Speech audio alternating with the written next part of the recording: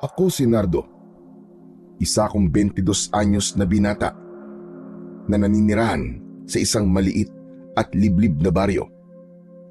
Ang tanging kasama ko sa buhay ay ang aking bulag na tatay na si Luisito. Bata pa lang ako nung nabulag ang tatay ko dahil sa pakikipaglaban niya sa mga aswang. Hindi kasi na itatanong, ngunit dating manunugis si tatay at hindi siya basta-basta manunugis lang, kundi napakahusay at napakatapang niyang manunugis. Yun nga lang, minalas siya ng isang malakas na aswang ang kanyang nakalaban. Napakatindi ng laban nila ng aswang na yun at binulag si tatay ng aswang na yun. Kaya naman, nang mabulag si tatay, ay ako na ang naging parang mata niya. Ako na ang gumagabay at nag-aalaga sa kanya. Nang umidad ako ng 18, ay nagsimula na akong magtrabaho sa paggawaan ng palayok sa kabilang baryo. Ang ginagawa ko roon ay tagakuha ako ng lupa na siyang ginagamit ng mga gumagawa ng palayok. Isang hapon, pauwi na ako sa bahay mula sa maghapong pagtatrabaho. Kasabay kong naglalakad ang matalik kong kaibigan na si Buknoy, na kasama ko sa trabaho. Nardo, may naisip akong magandang ideya. Ano kaya kung mag-inom tayo mamayang gabi? Total, bagong sweldo naman tayo eh. Mag-happy-happy naman tayo. Kahit paminsan-minsan lang. Pambihira tong taong to. Talagang ako pa ang niyaya mong uminom. Eh hindi naman ako umiinom ng alak ah. Ang pangit kaya ng lasa nun, ang pait-pait. Saka alam mo naman na nag-iipon ako ng pampaopera ni tatay ng matay, di ba? Imbis na ibili ko ng alak, idadagdag ko na lang yun sa ipon kong pera. Halimbawa, sabihin ko libre ko, hindi ka pa rin papayag? Wala akong pakialam kahit libre mo pa. Eh hindi nga ako umiinom, di ba? Ang kulit naman ito. Di ikaw na ang butihing anak.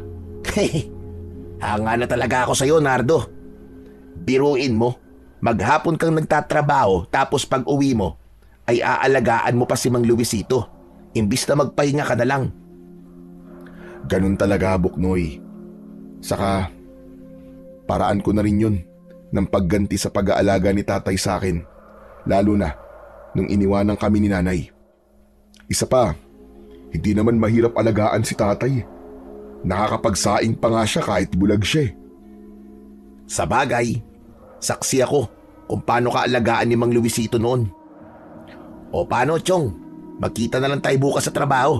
Malapit na ang bahay namin eh. Tinanguan ko na lang si Buknoy sa sinabi niyang yon.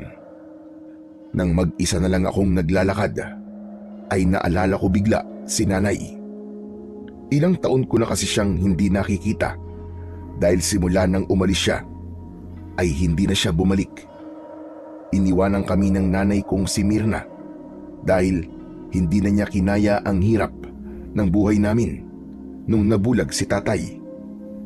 Ang huling balita namin sa kanya ay may iba na siyang pamilya sa Maynila. Nalaman namin yon sa kapitbahay namin na lumuluwas sa Maynila. Ayon sa kanya, ay nakita niya si nanay na may kasamang lalaki at isang batang babae. Nakalulungkot na hindi na kailanman mabubuo ang aming pamilya, pero tanggap ko na yon. Ang pinagtutuunan ko na lang ng pansin ay si tatay at ang pag-iipon ko ng pera para mapaoperahan na ang mga mata niya at magkaroon ng pag-asa na muli siyang makakakita. Nang nakarating na ako sa bahay namin, ay agad kong nakita si tatay na nakaupo sa upuan sa labas. Hawak niya ang kanyang tungkod na gawa sa matibay na sanga ng bayabas. Napangiti ako dahil palagi siyang naroon kapag ganung oras dahil alam niyang parating na ako Tay, nandito na po ako. Kumusta naman ang pagtatrabaho mo, iho? Ayos naman po, Tay. Nakakapagod pero ayos lang kasi. Sumahod na po ako eh. Yung kalahati po ng sahod ko, itatabi ko po uli para pandagdag po sa ipon natin.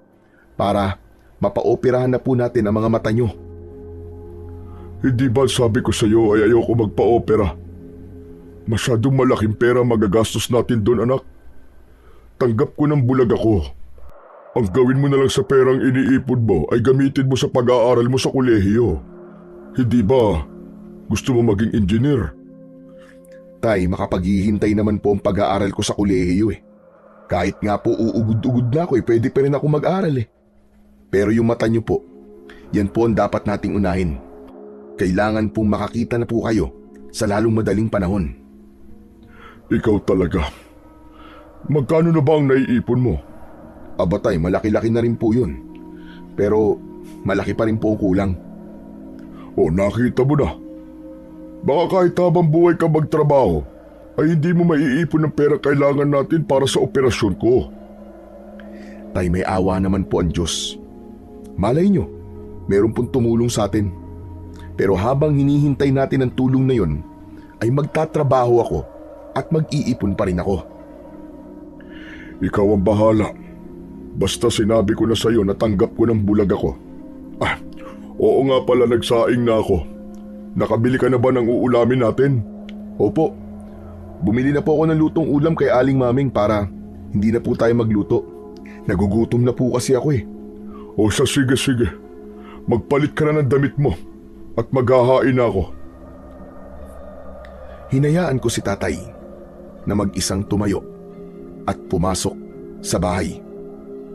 Ayaw niya kasi na palagi ko siyang tinutulungan dahil alam ko na mas gusto niya na parang normal pa rin ang buhay niya kahit siya ay bulag na. Nasanay kasi noon si tatay na ang tingin ng lahat sa kanya ay malakas siya at palaging siya ang nagbibigay ng tulong, kaya kahit wala na siyang paningin ay hindi siya sanay na siya ang tinutulungan. Matapos naming maghapunan ay hinugasan ko na ang aming pinagkainan. Nang matapos na ako ay inayos na ni tatay ang aming higaan. Naglatag siya ng banig sa papag at pinagpagan niya ang mga unan.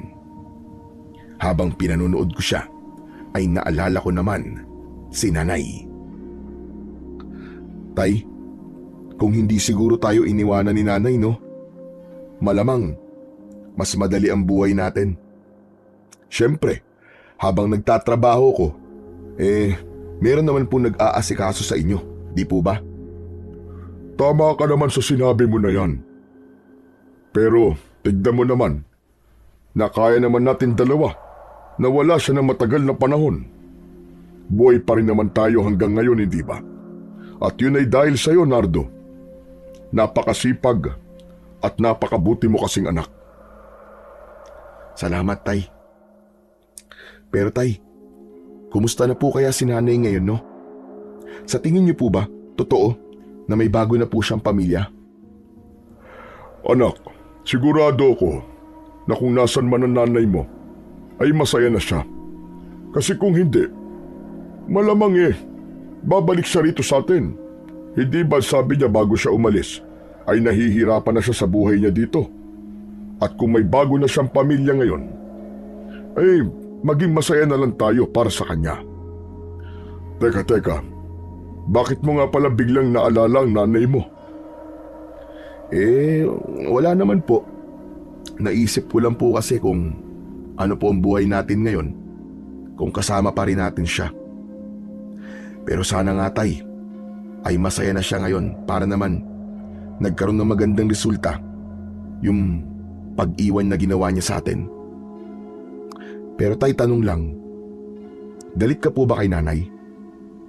Aba, noon oo. Galit talaga ako sa kanya, pero ngayon, hindi na. Matagal ko na siyang pinatawad, anak. Iniisip ko na lang na talagang wala nahirapan na siya sa akin. Kaya mas pinili na lang niya na umalis. Ikaw ba anak, tatanungin din kita. Galit ka ba sa kanya? Hindi po. Nagtampo siguro. Pero gaya nyo, inintindi ko na lang po ang pag-iiwan niya sa atin. Napakabuti mo talagang bata, anak. Tama yan. Hindi mo kailangan magtanim ng galit sa nanay mo kahit iniwan niya tayo. Hindi maganda na may dinadala ka mabigat dyan sa dibdib mo. Pero pwede bang tama ng pag-uusap natin tungkol sa nanay mo?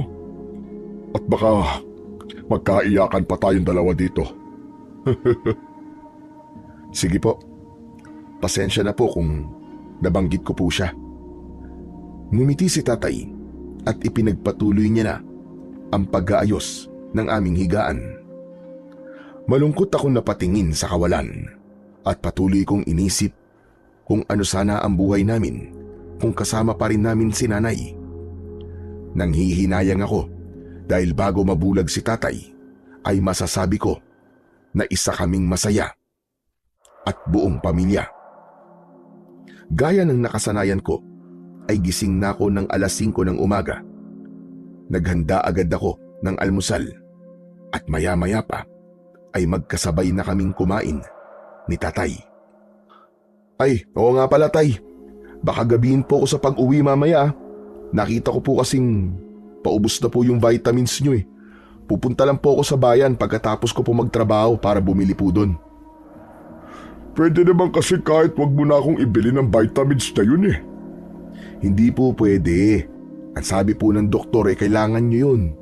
Saka hindi naman po kamahalan yung vitamins nyo eh kaya hindi po masakit sa bulsa. O siya, ikaw ang bahala. Alam ko naman na hindi kita mapipilit sa gusto mo. Basta mag-iingat ka. Sa gitna ng aming pag-aalmusal ay biglang bumukas ang pinto ng aming bahay.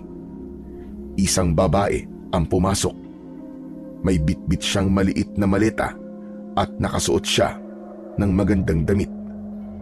Nanlamig ang buong katawan ko nang mapagtanto ko na si nanay ang babaeng yun. Kahit na malaki ang pinagbago niya, ay hindi pwedeng hindi ko siya makikilala. Hindi ako nakapagsalita dahil pakiramdam ko ay nananaginip lamang ako ng sandaling yon. Nardo, ano ba yun? Meron ba dumating na tao? Narinig ko kasi na bumukas yung pinto. Meron, Luisito. Ako. Siguro naman ay nakikilala mo pa ang boses ko. Maging si tatay ay natigilan. Dahan-dahan siyang tumayo at napansin ko ang namumuong luha sa gilid ng mga mata niya. Habang ako naman ay hindi na napigilang tumakbo palapit kay nanay upang yakapin siya ng mahigpit. Nay! Nay! Nay! Bakit ngayon lang po kayo bumalik? Patawarin mo ko, Nardo. Mahabang kwento. Diyos ko! Ang laki-laki mo na anak. Pinata ka na. At ang gwapo-gwapo mo pa. Anong ginagawa mo rito, Mirna? Humiwalay muna si nanay sa pagkakayakap sa akin bago niya sinagot ang tanong ni tatay. Ano bang klaseng tanong yan, Luisito? Malamang, babalik ako rito dahil nandito ang anak ko. At kung iniisip mo na kaya ako nandito ay dahil sa'yo nagkakamali ka. Si Nardo lang talaga ang ipinunta ko rito. Anong ibig mo sabihin? Hindi na ako magpapaligoy-ligoy pa. Ang totoo niyan ay wala akong balak na magtagal dito. Nandito lang ako para sunduin ang anak ko. Isasama ko na siya pabalik sa Maynila. Talaga po, Nay? Sa Maynila na po tayo titira? Tay, sa Maynila na raw po tayo titira. Hindi mo ba narinig ng mabuti ang sinabi ko, Nardo? Ikaw lang ang isasama ko sa Maynila. Magiging maganda ang buhay mo ron, anak. Hindi mo na kailangan magtiis sa maliit na bahay natin dito. Doon ay malaki ang bahay natin. Tapos makapag-aaral ka ng kolehiyo at kahit anong kurso ang gusto mo ay pwede. Makikilala mo na rin ang kapatid mo sa ama na si Angelica. Sandali akong natigilan sa mga sinabing yun ni nanay. Tumingin ako kay tatay na halatang pinipigilan ang pagpatak ng luha. May awa akong naramdaman para sa kanya dahil hindi ko akalain na ako lang ang gustong isama ni nanay sa Maynila. Bakit bigla ka natahimik, Nardo? Alam ko na. Hindi ka siguro makapaniwala sa mga sinabi ko sa iyo, no? Totoo mga sinabi ko, anak. Mayaman na ako ngayon. Nung nakipagsapalaran kasi ako sa Maynila, ay nagtrabaho ko sa isang pabrika. Doon ko nakilala si Manuel. Supervisor siya sa pabrika na yon. Siya na ngayon ang asawa ko. Huwag ka nga magpatawa, Mirna. Anong asawa sinasabi mo? Ako pa rin ang asawa mo dahil kasal tayo sa simbahan. Huwag ka na nga magmaasim dyan. Darating din tayo sa pagpapawalang bisa na kasal natin para makapagpakasal na kami ni Manuel. Hindi ka ba nahihiya sa sarili mo? Kung makapagsalita ka sa akin ngayon ay parang ako pa ang may nagawang malaking kasalanan sa iyo. Hindi ba't dapat ay nagpapakumbaba ka? Dahil ikaw ito nag-iwan sa amin ng anak mo. Tapos ay babalik ka rito na para bang isang tuta lang ang iniwanan mo na napakadaling makuha. May dahilan ako, Luisito, kung bakit ko kayo iniwanan noon. At wala akong pinagsisisihan sa bagay na yon dahil naging maganda ang buhay ko. Naging maganda na pala ang buhay mo. Pero bakit napakatagal bago mo naisipang kunin ang anak mo? Dahil ngayon ko lang napapayag si Manuel. Nakuhanin ko na si Nardo. Saka, mahalaga pa ba? Kung matagal akong nawala, ang mahalaga ay bumalik ako. At handa kong bigyan ng magandang buhay si Nardo na hindi mo kayang ibigay sa kanya. Nay, sandali. Huwag niyo naman pong sabihan si tatay ng ganun. Isa pa, hindi ko po kayang iwanan si tatay dito lalo na't bulag siya. Kailangan niya po ako dito, Nay. Hindi makapaniwalang tumingin si nanay sa akin. Hinawakan niya ang magkabilaan kong pisngi at diretso niya akong tinignan sa mata. Kung sasama ka sa akin, anak, hindi ka na makakaranas ng paghihirap. Lahat ng bagay na gusto mo ay kaya ko nang ibigay sa iyo. Magiging maganda ang buhay mo sa Maynila kapag sumama ka sa akin. Pero paano naman po si tatay, Nay, kung sasama po ako sa inyo? Sino po mag-aalaga sa kanya? Huwag mo nang intindihin ang tatay mo. Kilala mo siya. Malakas at matatag siya. Isa pa, sa tagal niya ng bulag, ay sigurado ako na sanay na siyang mabuhay nang walang nakikita. Sigurado ako na hindi rin siya pababayaan ng mga kapitbahay niya. Nay, pasensya na po. Pero hindi ko po kayang ipagkatiwala si tatay sa mga kapitbahay o sa ibang tao. Siguro nga po ay magiging maganda ang buhay ko kapag sumama po ako sa inyo. Pero hindi po ako magiging masaya.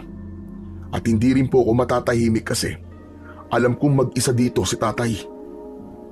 Ang ibig mo bang sabihin ay hindi ka sasama sa akin?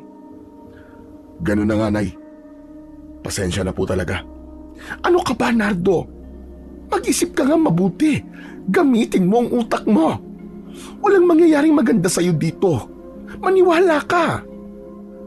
Di, Nay, sorry po talaga. Pero hindi ko po kayang iwanan si tatay. Ayaw mo ba akong makasama, anak? Galit ka ba sa akin kasi iniwanan kita dati? Hindi naman po sa ganun, Nay. Pero iniisip ko rin po si tatay. Sasama lang po ako sa inyo kung kasama ko siya.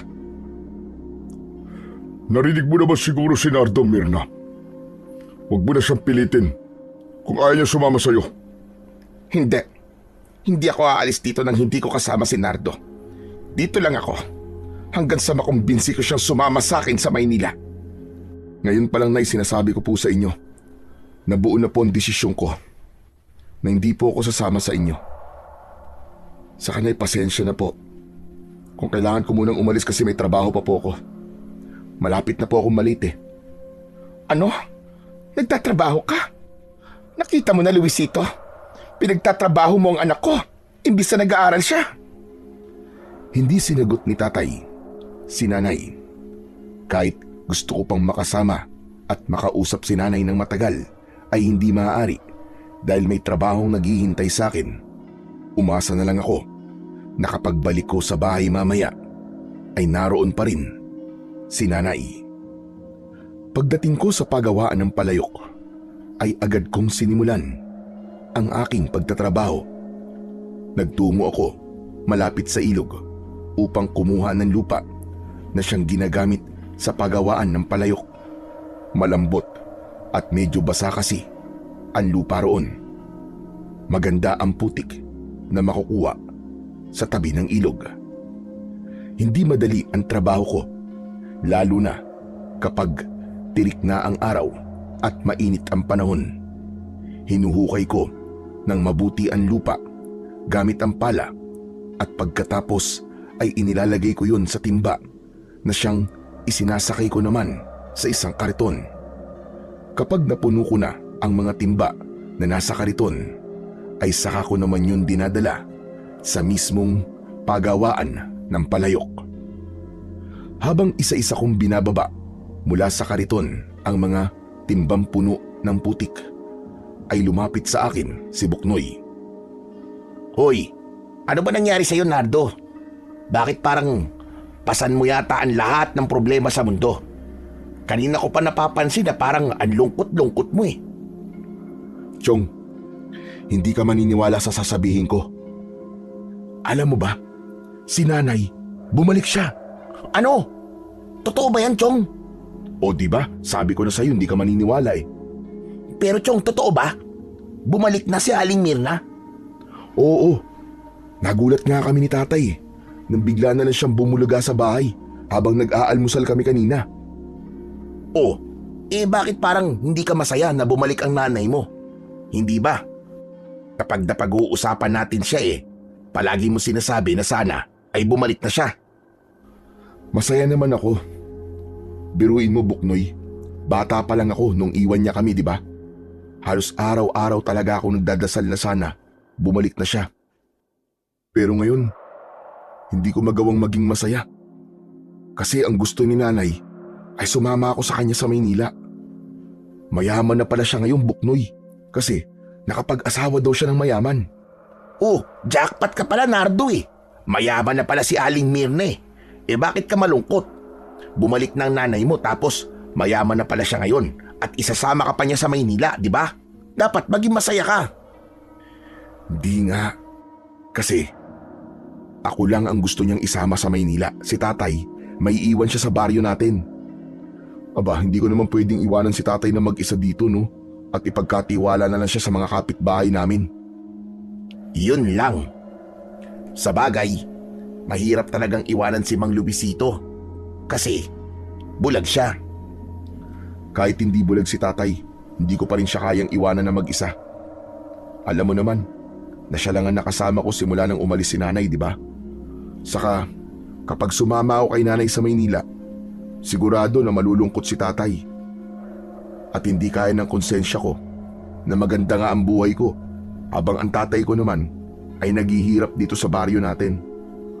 Kaya yun, sinabi ko kay nanay na hindi ako sasama sa kanya sa Maynila kahit napakarami niyang ipinangakong magagandang bagay sa akin, gaya daw ng pag-aaralin niya ako at titira ako sa isang malaking bahay.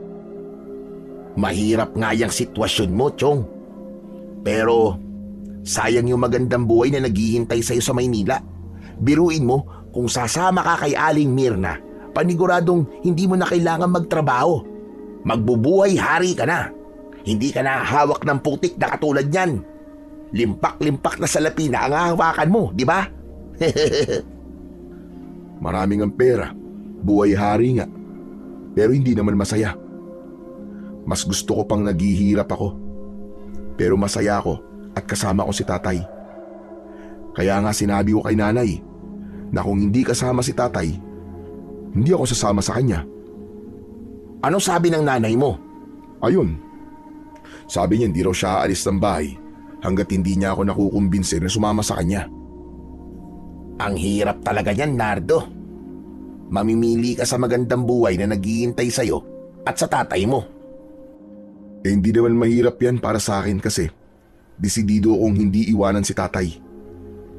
Buna ang desisyon ko, Chong, na kung hindi isasama ni nanay si tatay sa Maynila, Dito na lang ako sa baryo natin. Ikaw ang bahala, Chong. Pero yun nga, nakapanghihinayang yung magandang buhay na naghihintay sa'yo sa Maynila. Kung hindi lang sana bulag si Mang Luisito, no? Hindi ka na sana mahihirapang magdesisyon. Mamaya na nga tayo magkwentuhan at baka makita pa tayo ni Bossing. Mapapagalitan na naman tayo nun. O sige, magtrabaho na muna tayo.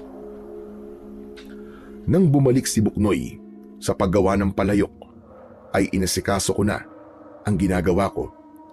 Pinilit kong ituon ang isip ko sa trabaho para kahit paano ay hindi ko maisip ang mga gumugulo sa utak ko. Pero hindi yun naging epektibo dahil paulit-ulit na tumakbo sa utak ko ang biglaang pagbabalik ni nanay sa buhay namin ni tatay. Nang matapos na ang trabaho namin sa araw na yon, ay dumiretso muna ako sa bayan para bumili ng vitamins ni tatay. Hindi ako nagtagal sa bayan at umuwi na ako sa bahay namin.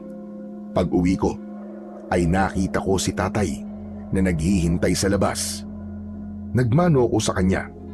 Pagpasok ko sa bahay ay nagulat ako dahil meron doong mga paper bag at mga kahon. Sinalubong ako ni nanay at mahigpit niya akong niyakap ng mabilis habang may malaking ngiti sa labi niya. O anak, bakit naman ginabi na ang uwi mo? Ano bang trabaho mo? Sa pagawaan po ng palayok, Nay. Doon ako nagtatrabaho. Diyos ko, kang bata ka. Bakit naman ganyang trabaho ang ginagawa mo? Eh di palagi kang nadudumihan. Ayos lang naman po yun eh. Ang mahalaga po, marangal po ang trabaho ko at hindi po ako nagnanakaw o gumagawa ng masama. Nako anak, sinasabi ko sa'yo, kung ikaw ay sasama sa akin sa Maynila, hindi mo na kailangan madumihan. Mag-aaral ka lang doon at kapag nakatapos ka na, ay paniguradong may magandang trabaho na naghihintay sa'yo. Oo nga pala, galing din ako sa bayan kanina. Bumili ako ng mga groceries para sa'yo. Meron din akong binili ng mga damit at sapatos. Halika, tingnan mo dali. Dalian mo. Ha? Talaga po, Nay? Oo nga. Tignan mo kung magugustuhan mo. Natuwa ako sa sinabi ni nanay dahil hindi talaga ako bumibili ng bagong damit at sapatos. Kailangan ko kasing unahin ang mga bagay na kailangan talaga namin ni tatay. Pakiramdam ko ay para akong bata ng mga sandaling yon habang isa-isang tinitignan ang mga binili ni nanay para sa akin.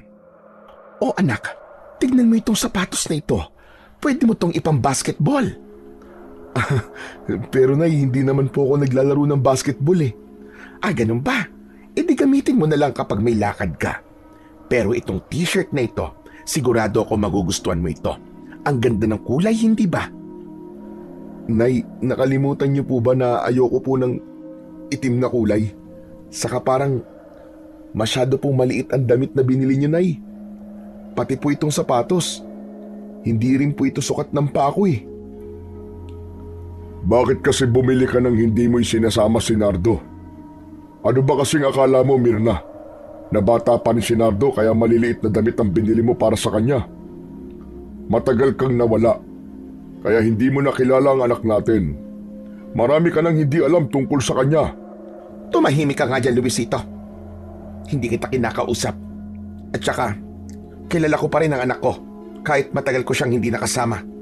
Baka nakakalimutan mong sa akin siya nang galing. Nay, ayos lang po. Tay, ako na pong bahala. Pwede ko pa rin namang isuot ang mga binili ni nanay eh. Pero Nay, nasaan po ang binili niyo para kay tatay? Aba, bakit ko naman bibilan ng tatay mo? Ikaw lang ang ipinunta ko rito. Pero alam mo anak, sa Maynila ay mas maraming pamilihan na magaganda at mamahalin ng mga damit doon. Kung sasama ka sa akin, ay mas makakapamili ka roon ng maayos. Hindi mo na kailangang isuot yung mga luma at butas-butas mong mga damit. Sayang naman ang kagwapuhan mo kung ganyan lang ang mga damit mo. Hindi pa rin po na nagbabago ang desisyon ko. Hindi ko po iiwanan si tatay dito. Magbabago din yung desisyon mo na yan Basta't hindi ako aalis dito nang hindi ka kasama. Hindi na lang ako nagsalita dahil alam ko na kahit na anong sabihin ko ay hindi susuko si nanay. Ramdam ko kasi ang matindi niyang kagustuhan na isama ako sa Maynila. Pero alam ko sa akin sarili na hindi ko talaga iiwanan si tatay. Marami na kaming pagsubok na pinagdaanan ni tatay at walang dahilan para iwanan ko siya, lalo na at bulag siya.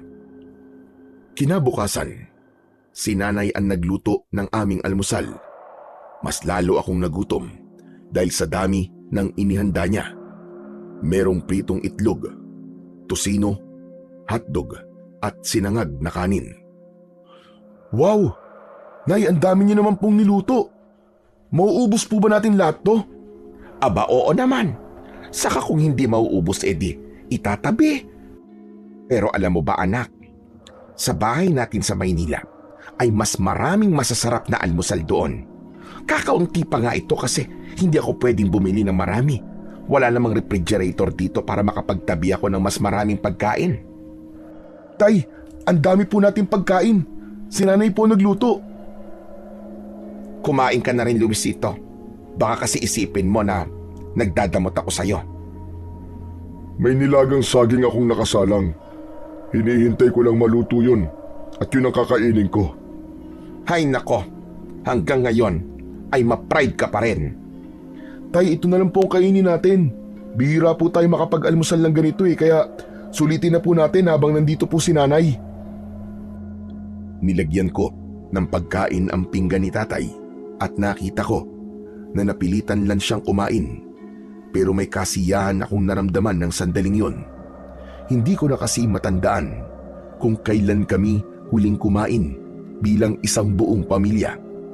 Kahit hindi nag-uusap ang mga magulang ko habang kumakain kami, ay iniisip ko na lang na walang tensyon na namamagitan sa kanilang dalawa at ninanamnam ko na lang ng sobra ang oras na magkakasama kaming tatlo.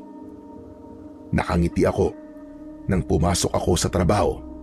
Agad na sumalubong sa akin ang kaibigan kong si Buknoy na napansin ko na para bang hindi maganda ang sasabihin sa akin.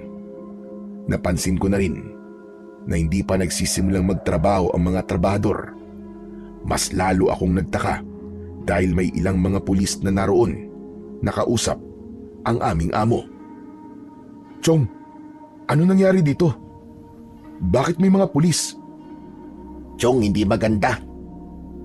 May natagpuan kaninang bangkay dito. Si Mang Kulas at saka yung anak niyang si Ruben. Ano? Totoo, Nardo. Inalis na kagad yung bangkay nila kasi sobrang butal ng pagkakapatay sa kanila eh. Mabuti na lang at hindi mo nakita dahil baka masuka ka pa.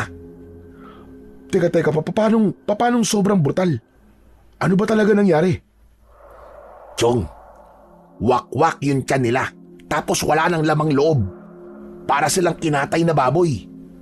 Wala pang suspek ang mga pulis eh kasi wala namang kaaway si Mang Kulas at Ruben, di ba? Anak ng tutsang naman, oo. Napakabait pa naman nilang dalawa. Sino naman kayang walang puso na gagawa nun sa kanila? Diyos ko, sumalangit nawa ang kanilang kaluluwa at sana mapanagot ang kung sino mang pumatay sa kanila. Hindi ko man personal na nakita ang bangkay ni Mang Kulas at Ruben, ay sapat na ang paglalarawan ni Buknoy para kilabutan ako ng gusto. Nang nakaalis na ang mga pulis, ay sinabi sa amin ng amo namin na pwede na kaming magsimulang magtrabaho. Habang kumukuha ako ng lupa sa tabi ng ilog, ay para akong wala sa sarili. Iniisip ko pa rin ang hindi magandang nangyari sa pagawaan ng palayok. Sina Mang Ruben at Kulas kasi ang nakatokang magbantay doon nung nakarang gabi, kaya malinaw na pinatay sila sa mismong pagawaan ng palayok. Nang malakas kong ibinaon ang pala sa lupa, ay natigilan ako dahil may tinamaan yun na isang matigas na bagay. Inisip ko na baka bato yun, kaya hinukay ko yun para maalis ko ang bato. Ngunit Nagkamali ako. Hindi isang bato ang tinamaan ng pala ko, kundi isang kahon na gawa sa kahoy. Halos 2 dangkal lang ang haba ng kahon. Kinuha ko ang kahon at namangha ako sa mga kakaibang simbolo na nakaukit doon. Hanip, ang ganda naman ng kahon na to. Hindi kaya ginto ang laman nito? Bumilis ang tibok ng puso ko. Naisip ko na kung ginto nga ang laman ng kahon na yun, ay maaari ko yung ibenta at baka sapat na yun para maipa-opera na ang mata ni tatay. Kaya naman, itinago ko sa pagitan ng mga timba ang kahon. Nang dalhin ko yun sa mismong pagawaan ng palayok, ay pasimple kong ipinuslit ang kahon at inilagay sa luma kong bag. Pag uwi ko sa bahay, gaya ng nakasanayan ko, ay naghihintay si tatay sa labas. Matapos kong magmano sa kanya, ay naupo muna ako sa tabi niya. Tay, kumusta po kayo rito? Baka naman po wala kayong ginawa ni nanay kundi mag-away at magtalo, ha? Naku, sinabi mo pa. Sinabihan ba naman ako na kausapin daw kita at ako magkumbinsi sa iyo na sumama sa kanya sa Maynila?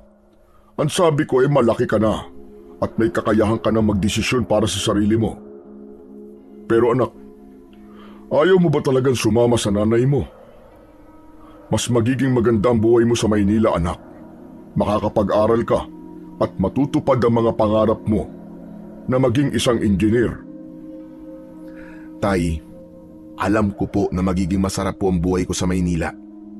Pero hindi po ako magiging masaya kung hindi ko po kayo kasama, tay. Mas gusto ko pa po na kahit naghihirap tayo, ay magkasama naman po tayo. Kaya ko naman mag-isa rito, anak eh.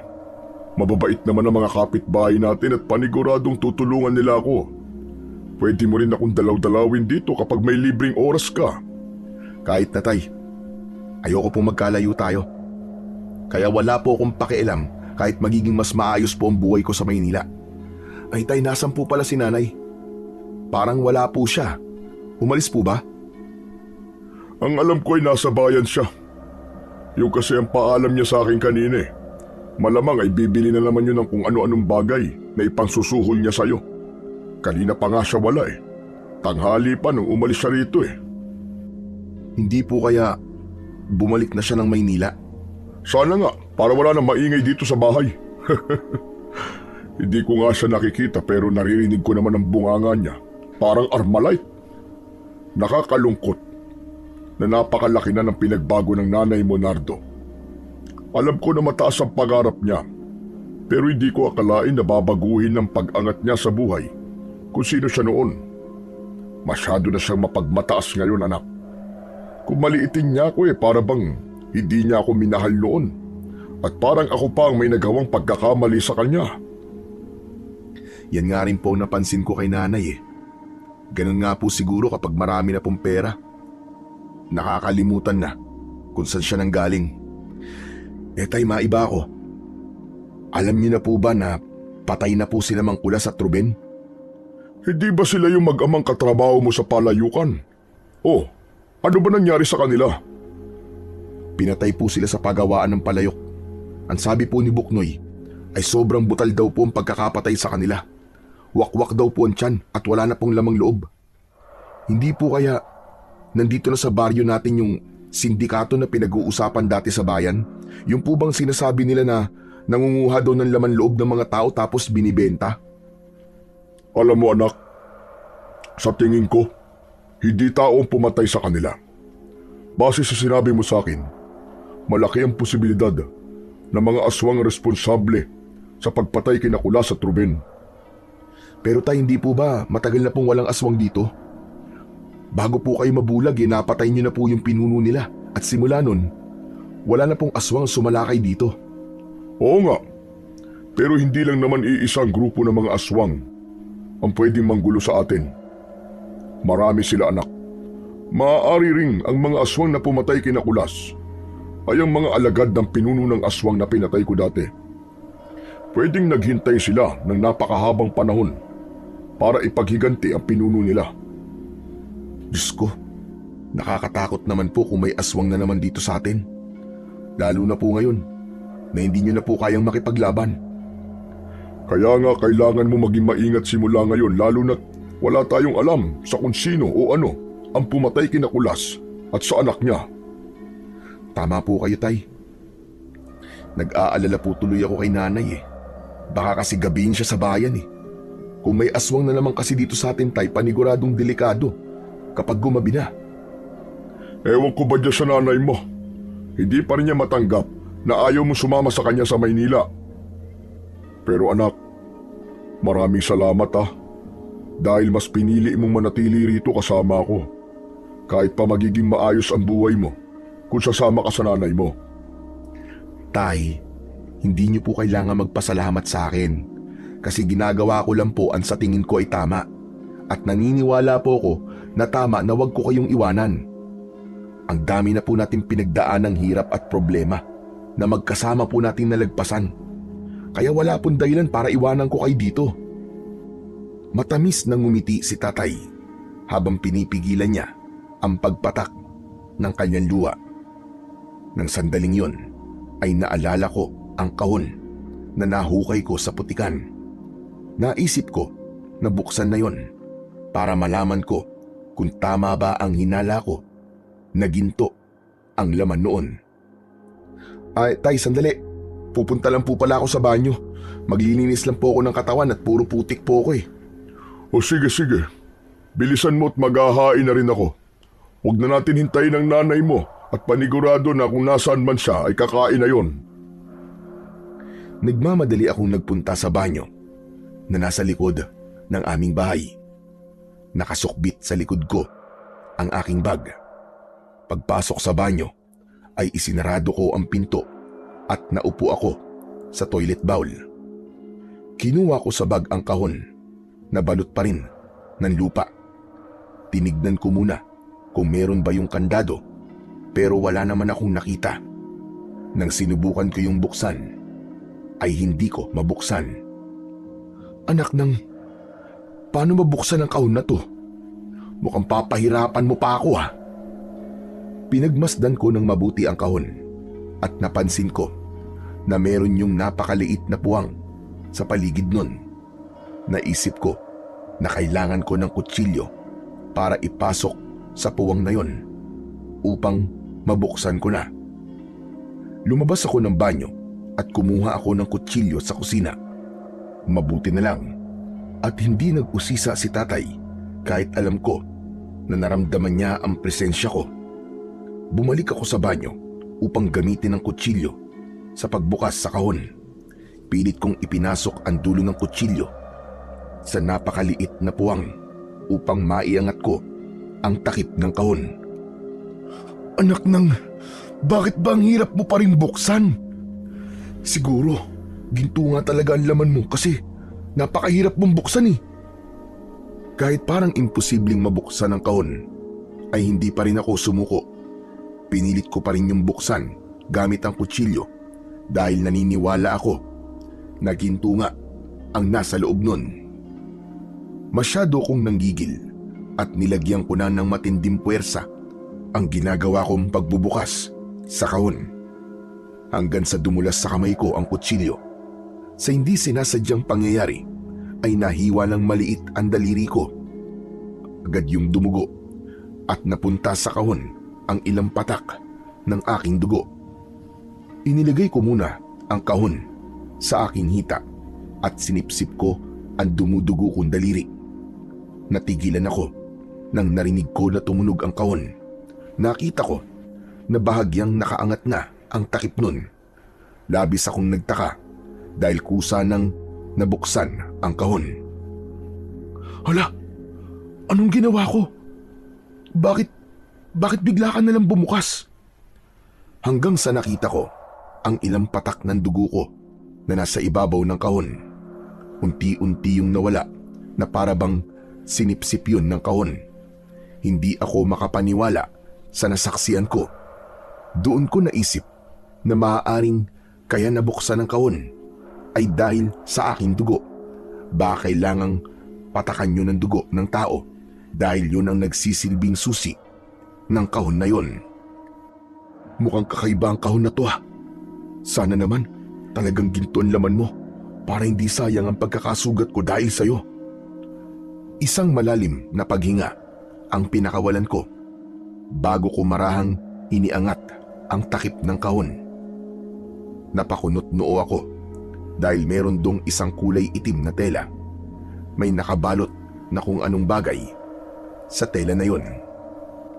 Kinuha ko ang bagay na nakabalot sa itim na tela at nang alisin ko ang tela ay isang kakaibang patalim ang nakita ko.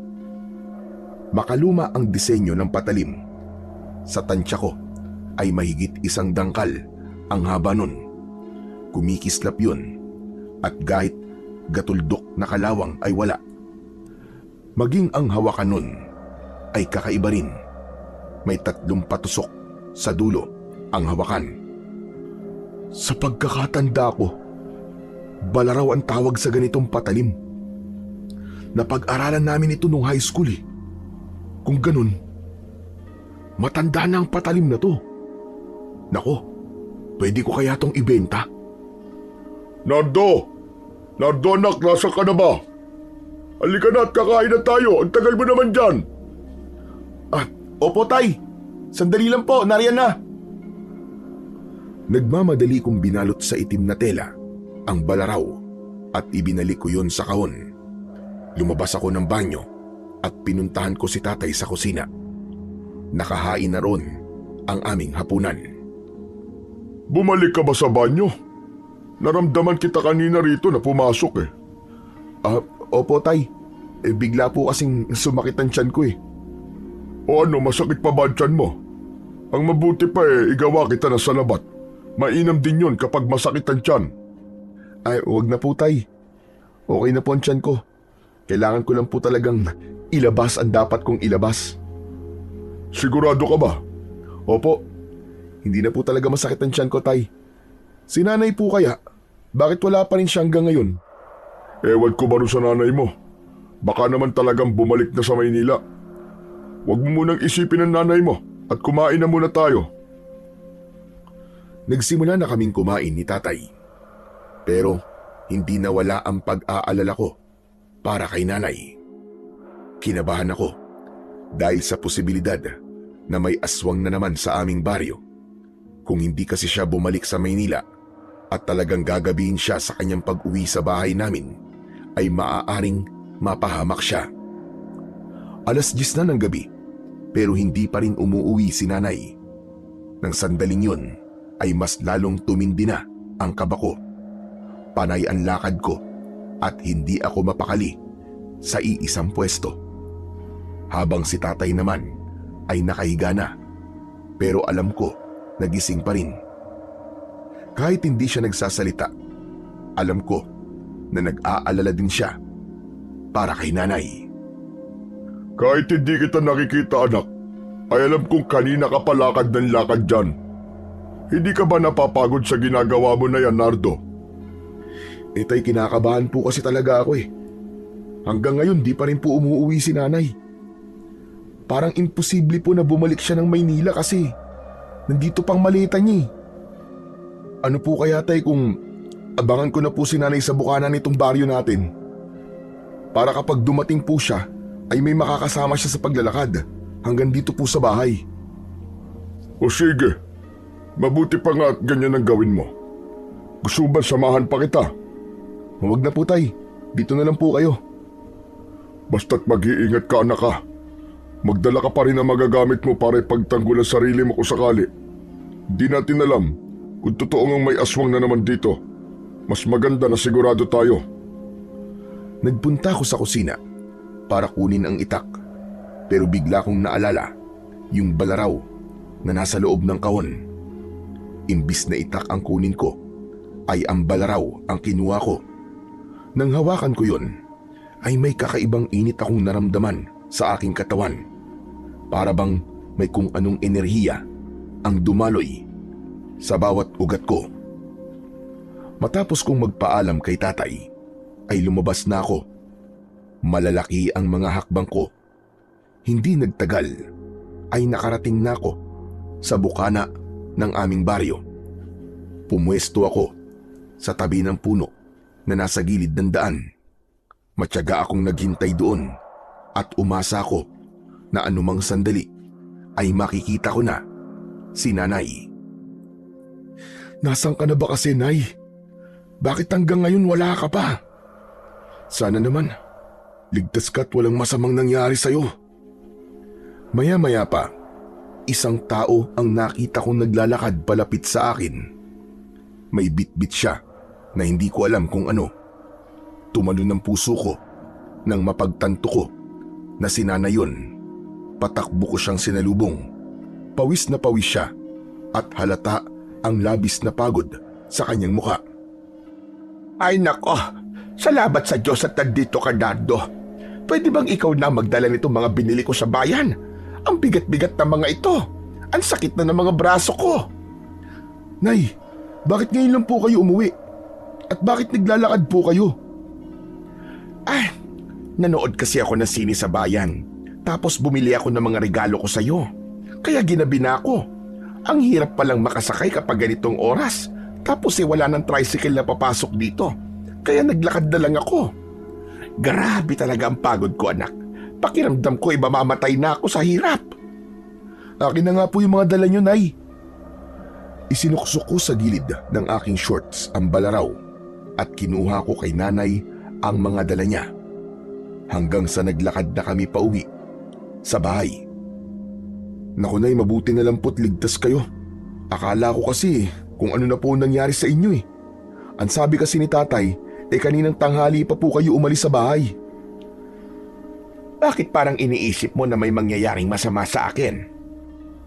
May hinala po kasi kami ni Tatay na may aswang na naman dito sa atin. May 2 tao po kasi na pinatay doon sa pinagtatrabahuan kong pagawaan ng palayok. Tapos yung paraan po ng pagpatay sa kanila ay parang aswang po may gawa. Diyos ko, hindi pa pala tapos ang pagsalakay ng mga aswang dito. Kaya nga dapat ay sumama ka na sa akin, anak. Ligtas ka ron sa Maynila. Wala rong mga aswang-aswang, hindi gaya rito. Talagang nakakatakot manirahan dito, anak. Nay, mas lalo nga po kung dapat na hindi umalis dito eh. Kung may aswang nga po rito, ay mas kailangan ako ni Tatay. Ay nako, bakit iniisip mo pa ang tatay mo? Hindi ba manunugis siya? Noon nga ay napakarami niyang pinatay na mga aswang, kaya sigurado ko na kaya niya ang sarili niya. Ang dapat na iniisip mo ay ang sarili mong kaligtasan, anak. Alam ko po na nag-aalala po kayo sa akin, Nay. Pero hindi ko po talaga kayang pabayaan si Tatay. Saka hindi na po siya gaya nung dati. Bulag na po siya ngayon. At hindi na po niya kayang makipaglaban sa mga aswang. Kaya nga po natatakot ako para sa baryo natin kasi wala nang pwedeng makipaglaban sa mga aswang. Hindi po ba? Si Tatay lang naman po ang nag-iisang manunugis dito sa atin. Ay nako, ewan ko sa'yo, Nardo. Pakiramdam ko tuloy mas mahal mo ang tatay mo kaysa sa akin. Nakakapagtampo ka na ha. Parang hindi mo naman ako namimiss. Mas pinili kong wag nang sagutin ang sinabing yon ng nanay ko. Malimang pakinggan para sa iba, pero talagang mas mahal ko si Tatay kaysa kay Nanay. At hindi yun mahirap ipaliwanag kung bakit. Umalis kasi si Nanay nung mga panahon na mas kailangan namin siya. Umasa kami ni Tatay na sa panahong yun ay sasamahan kami ni Nanay, pero mas pinili niya ang iwanan kami. Pero masaya naman ako sa nangyari sa buhay niya. Masaya ako na nagkaroon ng magandang resulta ang pag-iwan niya sa amin ni Tatay noon. Ilang minuto na lang at nasa bahay na kami nang bigla na lamang tumaas ang balahibo sa aking braso. Kasabay noon ay may kakaiba akong naramdaman na parabang may mga matang nakasunod sa amin hanggang sa uminit ng bagya ang balaraw. Napahinto ako sa paglalakad at ibinaba ko muna ang mga dala ko. Nagtaka naman si Nanay nang tumingin siya sa akin. Oh anak, bakit tumigil ka sa paglalakad? Sa bahay ka na magpahinga at gusto ko nang makauwi. Nagugutom na ako. Teka na, sandali lang po. Wala po ba kayong nararamdamang kakaiba sa paligid? Meron. Gutom at pagod, yun na nararamdaman ko. Kaya tara na, umuwi na tayo anak. Magsasalita pa sana ako nang isang anino ang biglang sumulpot sa likod ni nanay. Nanlaki ang mga mata ko nang makita ko ng maigi kung ano ang anino na yon.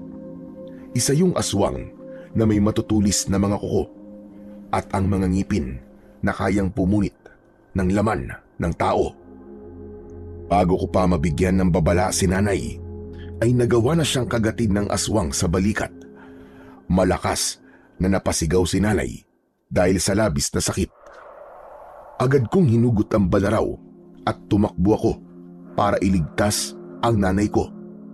Habang nasa kamay ko ang balaraw, ay tila binigyan ako nun ng kakaibang tapang at lakas. Wala akong kaalaman sa pakikipaglaban sa mga aswang. Ngunit ng sandaling yon, pakiramdam ko ay isa kong magiting na mandirigma na matagal nang nakikipaglaban sa mga aswang. Hinila ko si nanay palayo sa aswang at ako ang humarap sa aswang. Sabi ko na kasi sa iyo umalis na tayo rito. Hindi tayo ligtas dito anak. Matiim kong tinignan sa mga mata ang aswang. Naglalaway siya na parabang gutom na gutom. Sa dami ng pwede mong saktan, diablong buwang ka. Nanay ko pa talaga ang napili mo. Humanda ka sa akin ngayon. Galit na umangil ang aswang. Mabilis siyang sumugod papunta sa akin. Pero sa paningin ko ay napakabagal lang ng kanyang galaw. Para bang slow motion. Kaya nang akmang susunggaban niya na ako, ay naunahan ko siyang saksakin sa mismong dibdib niya. Nang bumaon ang balaraw sa katawan ng aswang, ay nagulat ako nang binalot ng apoy ang katawan niya hanggang sa halos maging abo na siya. Napaatras ako habang nagtataka kung paano yun nangyari. Naguguluhan kong tinignan ang balaraw na hawak ko. Nardo, tara na.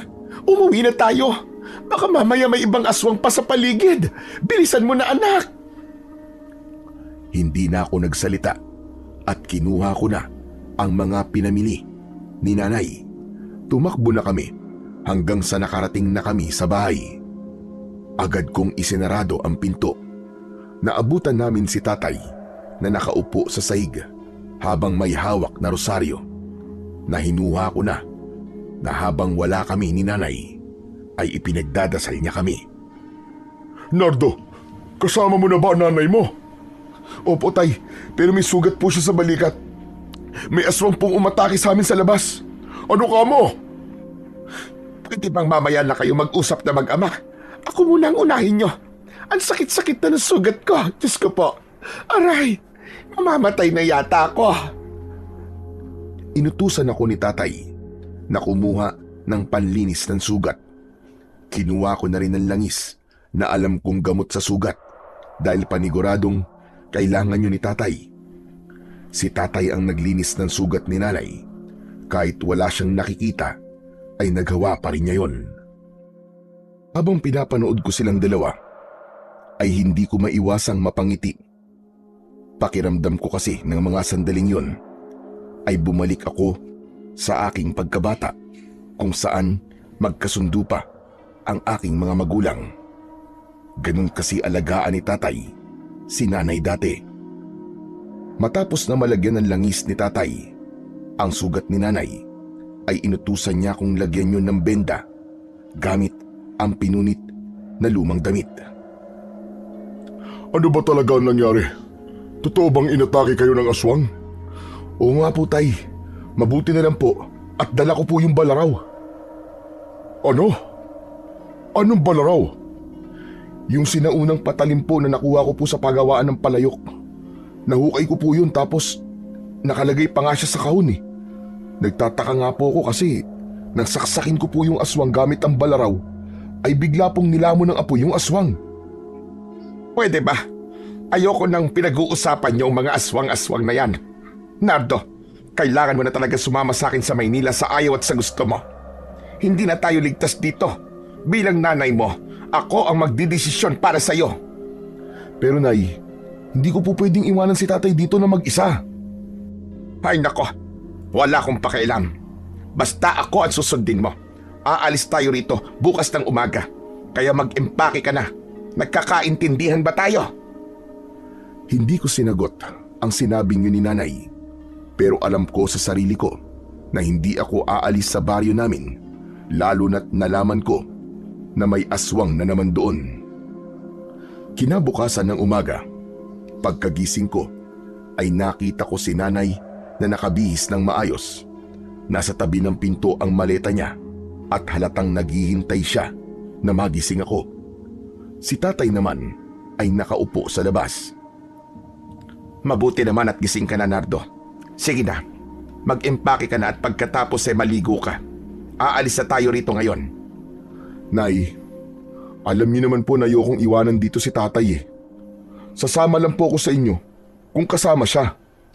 Hindi nga natin pwedeng isama ang tatay mo kasi magagalit si Manuel. Ikaw lang ang pinayagan niyang isama ko sa bahay natin sa Maynila. Pues, hindi po ako sasama sa inyo, Nay. Kayo na lang po ang umalis. Kung natatakot po kayo sa aswang. Total, sanay naman na po ako na iniiwan niyo kami ni tatay kapag hindi magandang sitwasyon dito. Anong sinabi mo? Eh di lumabas din ang totoo. Galit ka sa akin. Hindi mo pa rin nakakalimutan ang ginawa kong pag-iwan sa inyo noon. Ano po bang dapat kong maramdaman, Nay? Dapat po ba ako matuwa kasi iniwanan niyo kami dati? Wala na po ba akong karapatan na magalit o magtampo sa inyo dahil kayo ang nanay ko? Nay, sana maintindihan niyo na kami ni tatay ang mas matagal na magkasama at hindi ko siya kayang iwanan ng basta-basta na lang. Lalo na't bulag na siya. Hindi po ba kayo naaawa sa kanya, Nay? Paano po kaya kung kayo nasa kalagayan niya ngayon? Sige nga, isipin niyo na bulag kayo tapos iiwan namin kayo ni tatay na mag-isa. Ano pong mararamdaman niyo? Nay, tao po si tatay. Kahit nga po hayop eh. Kapag iniwanan niyo na mag-isa ay nalulungkot. Tao pa kaya? Hindi niyo po ba naisip na ano po ang naramdaman namin lalo na ni tatay nang umalis kayo? At nagkaroon pa kayo ng bagong asawa? Tila tinamaan si Nanay sa mga sinabi ko dahil hindi kagad siya nakapagsalita. Unti-unting namuo ang luha sa gilid ng kanyang mga mata hanggang sa tuluyan na yung naglandas sa magkabilaan niyang pisngi. Noong umalis ako rito, ang plano ko ay magtrabaho lang sana sa Maynila. Wala akong balak na mag-asawa ng iba. Pero yun nga, nakilala ko si Manuel at nahulog ang loob ko sa kanya. Nakita ko sa kanya mga bagay na hindi kayang ibigay ng tatay mo. Ang totoo niyan, noon pa sinasabi ni Manuel na kunin na kita. Pero wala akong lakas ng loob na gawin yon dahil nahihiya ako sa inyo. Hindi ko kayang magpakita sa inyo matapos ng ginawa kong pag-alis dito. Ngayon lang ako nagkaroon ng lakas ng loob na bumalik dito. Alam kong mali ang ginawa ko. Mali na iniwanan ko kayo habang naghihirap kayo rito. Pero maniwala ka, anak. Umalis ako para mabigyan kayo ng magandang buhay. Kaya lang, hindi ko hawak ang aking kapalaran at hindi ko rin alam na darating si Manuel sa buhay ko. Kaya sana, mapatawad mo ko, anak. Sana, mapatawad niyo ko ng tatay mo. Lumapit ako kay Nanay at mahigpit ko siyang niyakap. Nay, matagal ka na po naming napatawad ni tatay. Tanggap na po namin na meron ka ng ibang pamilya at kahit kailan, hindi na tayo mabubuo. Kaya sana, Nay, pagbigyan mo ang kaisa-isa kong gusto at yun ay ang manatiling kasama si tatay. Nasaktan po siya ng sobra nung nawala kayo. At mas lalo po siyang masasaktan kapag pati ako ay mawala sa kanya. Kahit ito na lang po ang ganti nyo sa nagawa niyong pag-iwan sa amin noon. Hayaan nyo na lang pong magkasama kami ni tatay. Masakit para sa akin, anak. na ayaw mong sumama sa akin. Pero siguro nga, ay hindi ko magagawang ihiwalay ka sa tatay mo. Kung yan talaga ang gusto mo, ay hindi na kita pipilitin. Pero sana anak, ay hayaan mo kong maging nanay mo sa paraang alam ko. Hindi ko naman po itinatanggi na kayo po ang nanay ko. Kahit balibaligtarin man po ang mundo, ay hindi na magbabago na kayo po nagdala sa akin ng 9 na buwan sa tiyan nyo. Mali ka. 7 buwan lang kitang dinala kasi premature baby ka, anak. Seryoso po ako, Nay. Seryoso rin ako, anak. Kahit itanong mo pa sa tatay mo. Eh di, 7 buwan na kung 7 buwan. Pero seryoso na. Labag man sa kalooban ko, ay mukhang wala na akong magagawa. Hindi na kita pipilitin na sumama sa akin sa Maynila, anak. Pero tutulungan pa rin kita. Kailangan mo mag-aral dito at sana ay hayaan mo kong bisitahin ka kapag meron akong oras. Yun lang po ba? Wala pong problema. At sana ay wala rin problema yun sa tatay mo. Walang problema sa akin yun, Mirna. Ikaw ang nanay ni Nardo at hindi ko pwedeng alisin sa'yo ang karapatan mo sa kanya bilang ina. Kung ganun po ba aalis na po kayo ngayon? Pwede ko po kayong ihatid sa istasyon ng bus. Hindi mo na ako aalis. Kailangan ko muna makasiguro na ligtas ka bago ako umalis.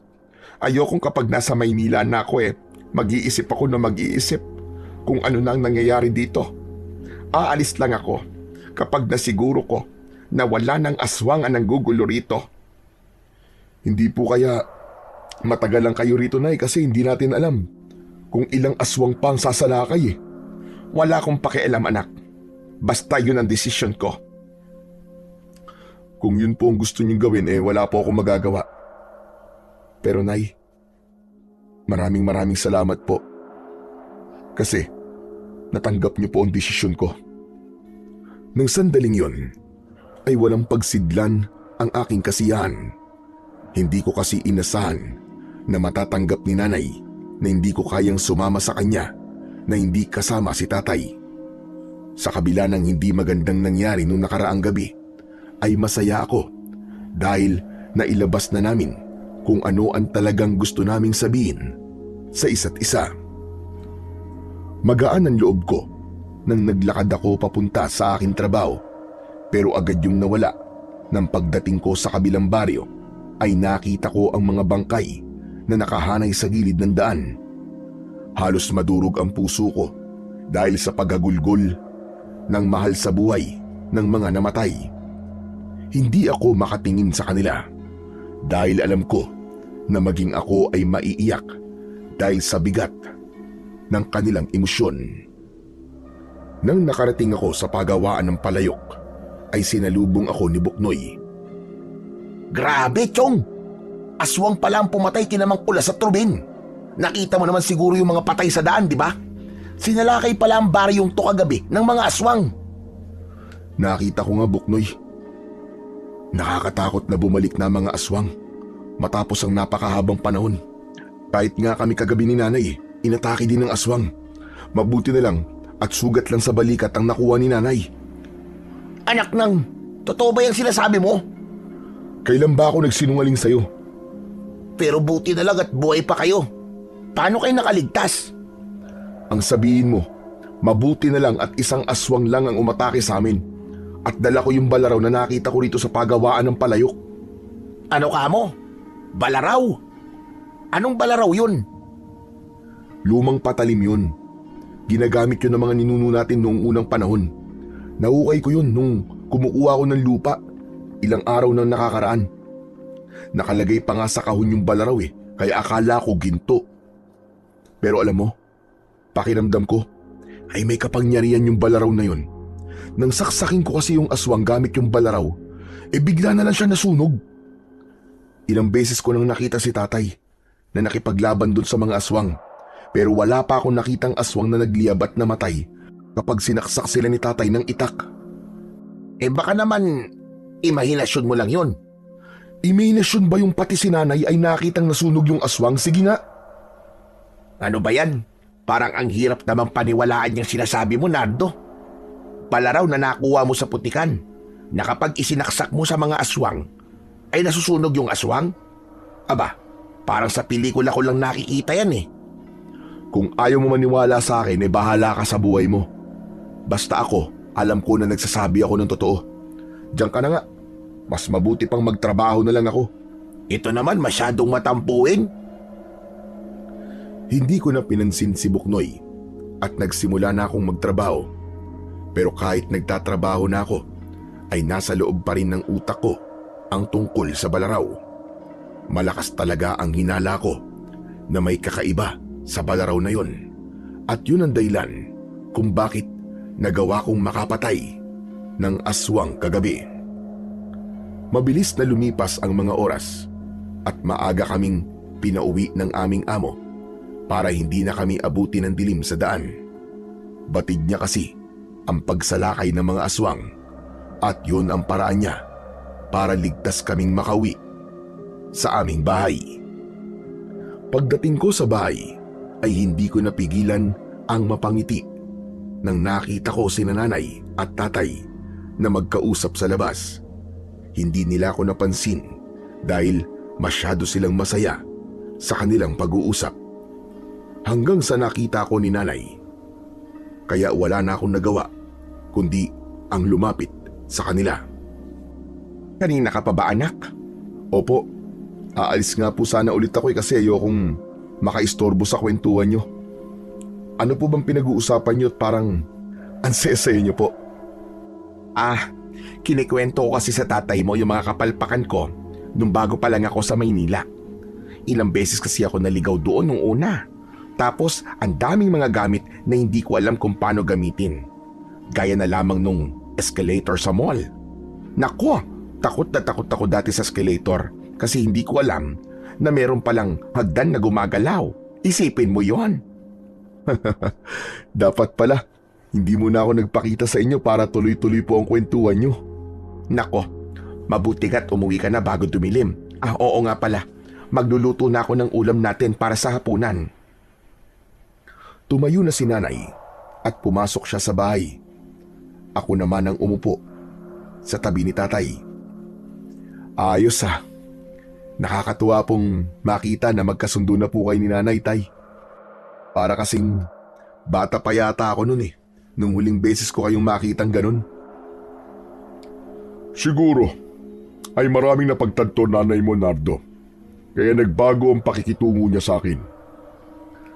Baka naman po magkagustuhan ulit kayo niyan ha. Alam niyo na, baka bumalik ang pagmamahal niyo sa isa't isa. Ay nako, hindi na ako umaasa. At alam kong malabo nang mangyari yan. Kaibigan na lang ang tingin ng nanay mo sa akin. Kayo po ba, tay? Kaibigan na lang din po ba ang turing niyo kay nanay? Siyempre, mahal ko pa ang nanay mo hanggang ngayon. Pero tanggap ko nang hindi na namin maibabalik ang pagiging mag-asawa namin dalawa. Ang importante ay maging magulang kami sa iyo. Sa bagay, mas maganda po ang ganyan kaysa palagi po kayo nagtatalo. Tama ka dyan. Ayoko rin naman na habang kasama natin ang nanay mo araw-araw kami nag-aaway at hindi nagkikibuan. Mas mabuti nang maging magkaibigan kami kaysa magkaaway, hindi ba? Sandali akong tumahimik hanggang sa naalala ko ang hindi magandang nangyari sa kabilang baryo. Ay, naalala ko. Tay, kagabi pala, umatake na naman ng mga aswang sa kabilang baryo at marami-rami po ang pinatay nila doon. Kaya hindi po malabong mangyari na sa mga susunod na gabi ay dito naman sila manggugulo sa atin. Nakakatakot naman yung sinabi mo. Sana naman ay merong gawing hakbang sina Kapitan para maging ligtas sa mga tao dito. Sana nga po Pero hindi po natin pwedeng iasa na lang ang lahat kina Kapitan. Kailangan din po natin gumawa ng paraan para masiguro po ang kaligtasan natin. Sayang po no, dapat pala sinanay niyo ako nun para maging manunugis. Di sana, merong susunod sa yapak niyo. Sa totoo lang, ay naisip ko na yan noon. Naisip ko na dapat merong magmamana ng kakayahan ko sa pakikipaglaban sa mga aswang. Kaya lang, naisip ko rin kung gaano kahirap ang maging isang manunugis. Kailangan mong isugal ang buhay mo para sa buhay ng mas nakararami. Hindi ka rin pwedeng tumigil sa pakikipaglaban hanggat merong aswang dahil ang pagiging manunugis ay isang panghabang buhay na responsibilidad. Dahil marami ang umaasa sa iyo. Kung hindi nga lang ako nabulag, aba, siguradong hanggang ngayon ay nakikipaglaban pa rin ako sa mga aswang. At sigurado rin po ako na hindi matatakot ang mga tao sa mga aswang kasi alam nila na meron silang tagapagtanggol. Pero bakit nga po hindi niyo ako sinanay na maging manunugis, Tay? Gaya na sinabi ko kanina, anak, mahirap ang maging manunugis. Ayokong maranasan mo ang hirap na naranasan ko noon. Ang gusto ko ay mabuhay ka ng normal na walang iniisip na mabigat na tungkulin para sa baryo natin. Nakuha ko naman ang punto ni Tatay, pero hindi ko naiwasang matakot para sa aming baryo dahil sa pagkakataon na yon ay wala nang kagaya ni Tatay na may sapat na kaalaman at kakayahan para labanan ang mga aswang. Pagsapit ng oras ng aming pagtulog ay nahiga na ako nang dahil sa labis na pagod ko sa maghapong pagtatrabaho ay mabilis akong nakatulog. Hindi ko akalain na sa gabing yun pala ay dadalawin ako ng isang kakaibang panaginip. Sa panaginip ko ay naroon ako sa lugar kung saan ko nahukay ang balaraw. Hawak ko ang balaraw at isang lalaking may matipunong katawan ang nasa aking harapan. Tanging bahag lamang ang suot niya at pakiramdam ko ay bumalik ako sa panahon bago dumating ang mga Kastila sa Pilipinas. Ikinagagala kitang makilala at makita, Nardo. Teka, alam niyo ang pangalan ko? Paano niyo po ako nakilala? Sino kayo? Ang aking pangalan ay Dato Amakil. Ako ang espiritu na nakapaloob sa balaraw na iyong tangan. Ako ang dating nagmamay-ari ng balaraw na yan, Nardo. Ginamit ko yan sa pakikipaglaban sa mga aswang nung ako ay nabubuhay pa. Sabi ko na nga ba't luman-luma na ang balaraw na to eh. Napakaswerte ko kasi ako nakakita nito. Sadyang nakatakdang ikaw ang makakita ng balaraw, Nardo. Bago ka pa isinilang, ay nakaguhit na sa iyong palad na ikaw ang susunod na magmamay-ari niyan. Pero bakit po ako? Anong dahilan? At kailangan kong mahanap ang balaraw. Dahil ang dugo ko ang dumadaloy sa iyong ugat. Ako ang iyong ninuno. Kaya naging manunugis ang iyong ama ay dahil nasa dugo natin noon pa man ang pakikipaglaban sa mga nilalang na mula sa kadiliman. Kaya ikaw ang aking napili na magmamay-ari ng aking balaraw para ikaw naman ang kikilalaning magiging magiting na manunugis ng iyong henerasyon. Pero wala po akong kasanayan sa pakikipaglaban sa mga aswang eh. Tandaan mo na nasa dugo mo ang pagiging manunugis at mandirigma. Huwag mong pagdudahan ang iyong sarili at huwag ka ring mabahala dahil sa tuwing hawak mo ang balaraw at kailangan mo makipaglaban sa mga aswang ay mapapasa iyo ang aking kakayahan. Iligtas mo ang inyong baryo sa paparating na pagsalakay ng mga aswang. Ipakita mo sa mga tao na kaya mo ring ipagtanggol ang mga tao gaya ng ginawa ng iyong mga linuno. Nang sandaling yon, ay bigla akong nagising. Tagaktak ang pawis sa aking muka at habol ko ang aking paghinga na parabang tumakbo ako ng ilang milya. Napahawak ako sa dibdib at nagulat ako nang makita kong hawak ang aking balaraw. Teka, paano napunta to rito? Nakatago to sa damit ko ah. Naramdaman ko ang bahagyang pag-init ng balaraw sa aking kamay. Hindi ko alam kung dapat ko bang paniwalaan ng panaginip ko o wag ko yung bigyan ng pansin dahil baka wala naman talaga yung ibig sabihin. Kinaumagahan, nang nagising ako, ay si tatay lang ang nakita ko. Ang sabi niya ay lumabas sandali si nanay upang magtungo sa talipapa. Bumili si nanay ng pang-almusal namin at pang-ulam nila ni tatay para mamayang tanghali. Tumabi ako kay tatay sa pagkakaupo niya sa labas. Hawak ko ang balaraw. Tay, meron po pala akong itatanong sa inyo. Meron po ba kayong kilala na Dato Amakil? Paano mo nalaman ang pangalan na yan, anak? Pwede po bang bago ko po kayo sagutin, tay, ay sagutin niyo po muna ang tanong ko? Oo, kilala ko si Dato Amakil. Ayon sa lolo ko, ay siyang ninuno natin. Nabuhay siya nung panahon bago pa dumating ang mga Kastila dito sa Pilipinas. Nung nabubuhay pa siya, ay kilala siya bilang isang magiting na mandirigmang nakikipaglaban sa mga aswang. Kaya nasa dugo na talaga natin ang pagiging manunugis, anak. Ngayon, ang tanong ko naman ang sagutin mo. Paano mo nalaman ang pangalan ni Dato Amakil? Sa pagkakatanda ko, ay hindi ko siya naikwento sa'yo. Tay, hindi ko po alam kung maniniwala po kayo sa akin. Pero kagabi po, napanaginipan ko po si Dato Amakil. Nagpakita at kinausap po niya ako sa panaginip ko. Ang sabi po niya ay kailangan kong labanan ng mga aswang na sasalakay dito sa baryo natin gamit ang balaraw na nakita ko noon sa pagawaan ng palayok. Yung ba yung balaraw na ginamit mo nung inatake kayo ng nanay mo ng aswang? Opo tay, yun nga po. Pwede ko bang mahawakan ng balaraw na sinasabi mo, anak? Opo, ang totoo po niyan eh. Hawak ko po ngayon ng balaraw. Ibinigay ko kay tatay ang balaraw. Kinapa niya ang bawat detalye nun, lalo na ang mga simbolong nakaukit sa talim nun.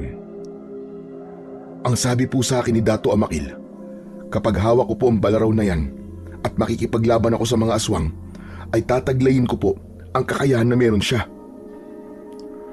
Kahit hindi ko nakikita mga simbolo sa balaraw na ito, ay sigurado ko na ito ay isang sinaunang sandata. Sa palagay ko, ay hindi isang aksidente na natagpuan mo ito, anak. Nakatakda talaga na ikaw ang magmay-ari nito, anak. Yan din po sinabi sa akin ni Dato Amakil, tay, doon po sa panaginip ko. Ganyan na ganyan po. Sa totoo lang ay hindi ko ito inaasahan, Nardo. Hindi ko akalain na makalipas ang napakahabang panahon ay makikita mo pa ang sandata ni Dato Amakil. Wala kasi sa pamilya natin ang nakakaalam kung anong sandata ang ginamit niya noon. Pero naniniwala ko na hindi nagkamali si Dato Amakil sa pagpili sa iyo. Kaya maniwala ka sa kanya, anak. Labanan mo mga aswang na sasalakay sa baryo natin. Ngayon pa lang ay ipinagmamalaki na kita. Pero tay, hindi ko po alam kung kaya ko ba talagang makipaglaban eh. Nagawa mo na. Naipagtanggol mo ng nanay mo sa isang aswang gamit ang balaraw at naniniwala ko na magagawa mong ipagtanggol ang lahat ng tao dito kahit gaano pa karaming aswang ang makaharap mo. Hindi ko na nagawang sagutin ang sinabi ni tatay dahil dumating na si nanay na may bitbit na bayong na puno ng mga pinamili niya. Agad ko siyang sinalubong upang kunin ang dala niyang bayong. Naupo si nanay sa tabi ni tatay. Ay Diyos ko, nakakapagod. Ang aga pa lang pero napakainit na. Ang sabi ko naman kasi sa iyo ay sasamahan na kita para may tagabitbit ka. Ayaw mo naman. Hayaan mo na. Maganda na rin siguro ito para meron akong exercise kahit papano. Oh, ano ba yung hawak mo? Bakit parang kakaiba ang itsura ng patalim na yan? Kinuha ko kay tatay ang balaraw at bago pa siya makasagot sa tanong ni nanay, ay inunahan ko na siya. Wala po tunay. Gamit ko po to sa pagawaan po ng palayok. Gumagamit ka ng patalim doon? Hindi ba ang trabaho mo eh? Kumukuha ka ng lupa na siyang ginagawang palayok? Pang ano po ito, Nay? Pambungkal po ng lupa, tama. Pambungkal ko po ito ng lupa, Nay. Ganun ba? O siya, magluluto na muna ako ng almusal natin. Bibilisan ko na lang at papasok ka pa sa trabaho, Nardo. Pumasok na si Nanay sa bahay, nadala ang bayong. Bumalik ako sa pagkakaupo sa tabi ni Tatay. Bakit hindi mo sinabi sa nanay mo ang totoo tungkol sa balaraw na yan? Parang hindi niyo naman po kilala si Nanay. Paniguradong mag-aalala lang yun. At malamang ay sasabihin niya na wag akong makikipaglaban sa mga aswang. Sa bagay, tama ka anak. Naalala ko tuloy nung ipinaalam ko sa kanya na gusto kitang sanayin na maging isang manunugis.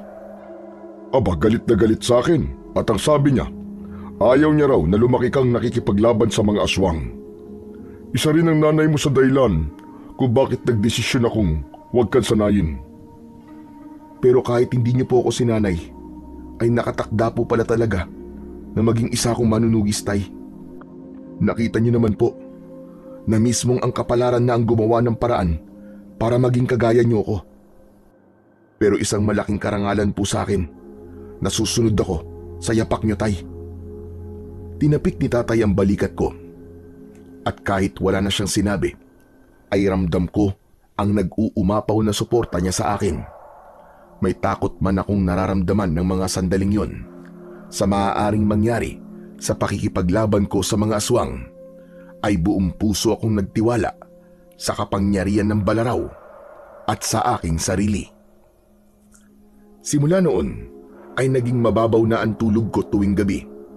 May pagkakataon din na hanggang madaling araw ay gising ako. Ginawa ko yun upang malaman ko kagad kung sakaling may mga aswang nasasalakay sa baryo namin. Kumalat na rin ang bali-balita ng pagsalakay ng mga aswang sa iba't ibang baryo, kaya mas lalong lumakas ang kutob ko na anumang sandali ay baryo na namin ang susunod na atakihin ng mga aswang. Hindi ako naging kampante at kapag wala si Nanay sa bahay o kaya naman ay meron akong pagkakataon sa pagawaan ng palayok, ay nagsasanay ako ng mag-isa sa paggamit ng balaraw sa pakikipaglaban. Inaalala at ginagaya ko ang mga galaw ni Tatay noon, ngunit napansin kong kusang gumagalaw ang aking katawan na para bang merong gumagabay sa akin at alam ko na si Dato Amakilyon. Isang gabi, habang tulog na si Nanay at Tatay, ay gising na gising pa rin ako. Pinapakiramdaman ko ang paligid dahil kakaiba ang kaba ko na para bang may hindi magandang mangyayari. Hanggang sa narinig ko ang sigawan ng mga tao sa labas. Nagising na rin si Nanay at Tatay. Anong nangyayari? Bakit ang ingay ng mga tao sa labas? Hindi yun isang simpleng ingay lang. Sigurado ko na may mga aswang na sumasalakay. Nardo, ito na ang tamang oras. Teka, sandali. Anong tamang oras ang sinasabi mo? Ano to, Luisito? Walang sumagot sa tanong ni Nanay. Bumangon ako at kinuha ko ang balaraw. Palabas na sana ako ng bahay namin nang humarang si Nanay sa pintuan. Saan ka pupunta, Nardo? At may dala kang patalim. Nay, kailangan ko po makipaglaban sa mga aswang. Kailangan ko pong tulungan ng mga tao. At kailan ka pa natuto makipaglaban sa mga aswang? Nay, hindi na po mahalaga kung kailan ako natuto. Mamaya na lang po tayo mag-usap. Mas importante po ang gagawin ko ngayon. Hindi. Hindi ako pumapayag na lalabas ka at makipaglaban ka sa mga halimaw na yon. Nakalimutan mo na ba nangyari sa tatay mo? Nabulag siya dahil sa pagpapakabayani niya. Biglang tumayo si Tatay at lumapit siya kay Nanay. Maigpit niyang hinawakan ang mga braso ni Nanay. Luisito, ano bang ginagawa mo? Bitiwan mo nga ako. Sige na, Nardo, lumabas ka na. Ako nang bahala sa nanay mo. Gawin mo ang dapat mong gawin, anak. Nababaliw ka na, Luisito. Gusto mo ba mapahamak ang anak natin? Magtiwala ka sa kanya. Kaya niya ang ginagawa ko noon at mas mahihigitan pa niya yon. Umalis ka na, Nardo. Sige na. Opo. Hindi binitiwan ni tatay si nanay.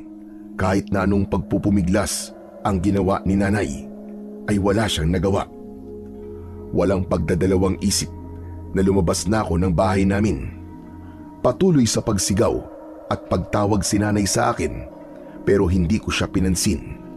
Nang nasa labas na ako, ay sandali akong natigilan sa tagpo na sumalubong sa akin. Napakaraming aswang ang nasa aming baryo.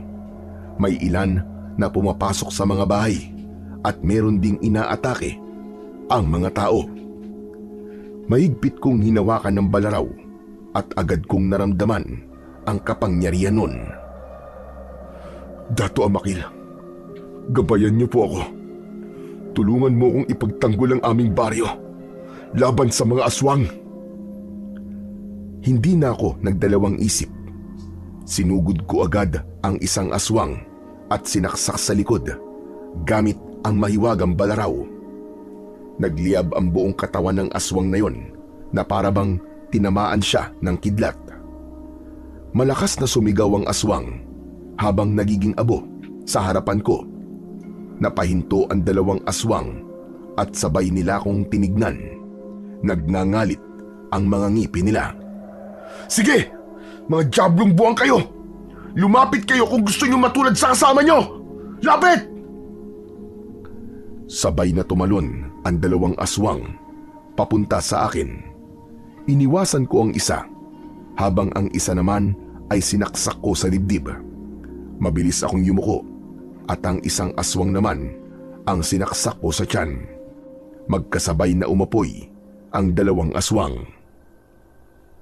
Sa pagkakataon na yon ay nakuha ko na ang atensyon ng iba pang mga aswang. Magkakasabay silang sumugod sa akin. Ang isa ay malakas akong sinipa sa tiyan at napahiga ako sa putikan. Tatayo sana ako, pero pinagtulungan ako ng mga aswang. Kumapit sa buong katawan ko at maging sa muka ang putik. Pero imbis na manghina, ay mas lalo akong lumakas. Isang napakalakas na sigaw ang pinakawalan ko at nagpumilit akong tumayo. Hindi ako makapaniwala na sa tuwing may mga aswang na kumakagat sa akin, ay hindi bumabaon ang matutulis nilang ngipin sa balat ko. Napagtanto ko ng mga sandaling yun, hindi lang lakas ang ibinibigay sa akin ng balaraw, kundi maging matinding proteksyon mula sa mga aswang. Nang tuluyan na akong nakatayo, ay doon ko na isa-isang pinagsasasaksak ang mga aswang na nakapaligid sa akin gamit ang mahiwagang balaraw. Sunod-sunod silang nagliliyab. Parami ng parami ang mga aswang na umaatake sa akin, pero lahat sila ay sinasaksak ko at nagiging abo. Kahit mag-isa lang ako, ay hindi ako nakakaramdam ng pagod. Mas lalong nagbigay sa akin ng lakas ang mga taong nanonood sa akin, lalo na yung mga nagdadasal para sa akin. Pagkatapos ng ilang minuto na labanan, ay napakarami ng nasusunog na mga aswang ang nasa paligid. Mas kakaunting aswang ang mas piniling tumakas, habang takot na sapitin ang ginawa ko sa mga kasama nila. Hindi nagtagal ay tuluyan ng tumahimik ang buong paligid. Masayang lumapit ang mga tao sa akin para magpasalamat sa aking pakikipaglaban sa mga aswang. Kahit punong-puno ng putik ang aking katawan, ay may ilan pa ring niyakap ako, hanggang sa sabay-sabay ng sumigaw ang mga tao ng Nardong Putik. Paulit-ulit nila akong tinawag sa ganong pangalan. Bahagya akong natawa dahil alam ko na kaya nila ako tinawag na Nardong Putik ay dahil nakipaglaban ako sa mga kampon ng kadiliman habang balot ng putik ang aking buong katawan. Hanggang maya-maya pa, lumapit na sina nanay at tatay sa akin. Napaaray pa ako nang piningot ni nanay ang tenga ko. Ay nako! Ikaw talagang bata ka. Hindi ka marunong makinig sa akin. Talagang mas gusto mo pang ipahamak ang sarili mo kesa nandun ka lang sa loob ng bahay at ligtas ka. Ang tigas-tigas talaga ng ulo mo. Pambihira ka. Ganyan ka bang pinalaki ng tatay mo? Ha? Manang-mana ka talaga sa kanya. Parehas kayong matigas ang ulo. Aray, Nay. Ang sakit niyo naman pumamingot. Mas nasaktan pa po ako sa inyo kaysa doon sa mga aswang eh. Pero Nay, tignan niyo naman po ang nangyari. Tignan niyo po ang paligid niyo. Napakarami ko pong napatay na aswang. May nakatakas man po, pero kakaunti na lang po. Saka Nay, hindi po ba kayo masaya na nailigtas ko na po ang mga tao dito sa baryo sa mga aswang na yon? Magiging tahimik na po ulit ang baryo na to. Sandaling natigilan si Nanay sa sinabi ko at nang nakita niya ang mga tao na humahanga sa akin ay napangiti na rin siya. Pasensya ka na anak, nabigla lang ako. Nag-aalala lang naman ako sa iyo eh. Iniisip ko kasi na baka mamaya mapahamak ka at kung anuhin ka ng mga aswang na yon. Ikaw naman kasi, Mirne. Ayaw mo maniwala sa akin. Sinabi ko naman sa iyo na magtiwala ka lamang kay Nardo. At alam kong kayang-kaya niya ang sarili niya. Kanino pa ba magmamana yan? Di ba? Oo na. Pero hindi niyo naman kasi maaalis sa akin na mag-alala. Kasi nanay ako. Ay Diyos ko. Ang mabuti pa, umuwi na tayo. Paniguradong napagod itong si Nardo sa pakikipaglaban niya sa mga aswang na yan. At kailangan niya muna magpahinga. Tayo na. Umuwi na tayo. O paano, Nardo? Umuwi na raw tayo. Sabi ni Commander. Sige po. Umuwi na po tayo. Gusto ko rin pong magpahinga. Masaya akong naglakad. Kasama sina nanay at tatay. Pauwi sa bahay namin. Hanggang sa sandaling yon ay hindi pa rin ako makapaniwala sa kapangyarihan at lakas na ibinigay sa akin ng Balaraw. Sa utak ko ay paulit-ulit akong nagpasalamat kay Dato Amakil dahil sa pagbibigay niya sa akin ng pagkakataon na maging tagapagtanggol ng aming baryo laban sa kampon ng kadiliman na mga aswang. Lumipas ang ilang gabi na wala ng pag-atake ng mga aswang na nangyari. Hindi lang sa baryo namin, kundi sa iba pang baryo. Ang hinala namin ay natakot na ang mga aswang dahil sa akin. Kaya naman, nagdesisyon na si nanay na bumalik sa Maynila dahil sigurado na siya na ligtas na kami ni tatay sa baryo na yon. Inihatid namin ni tatay si nanay sa istasyon ng bus. Bago siya sumakay ng bus, ay kinausap niya muna kami. Anak Nardo, talaga bang ayaw mong sumama sa akin sa Maynila? Nay, napag-usapan na po natin to, di ba? Tinitignan ko lang naman kung magbabago pa ang isip mo. O basta anak ha, mag-iingat kayo dito ng tatay mo. Kapag may oras ako, ay dadalawin ko ulit kayo. Sige Nay, mag-iingat din po kayo.